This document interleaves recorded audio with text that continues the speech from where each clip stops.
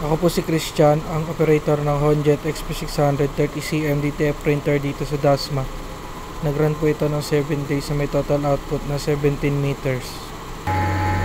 Ito po ang printer head. Ang huling palit po nito ay noong July 2025. Ito po ang cupping na may 90% good condition pa po. Head clean. Punasan ng wiper after head clean. Nozzle test.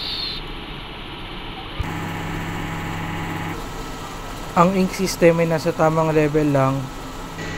Ang huling palit ng damper ay noong July 2025. Ang waste tank po ay nalinis kahapon.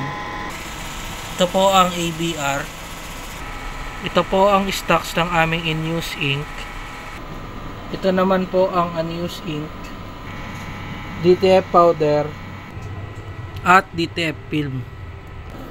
Ito naman po ang nagamit namin na CMYK magenta, cyan, DTF white, at DTF film.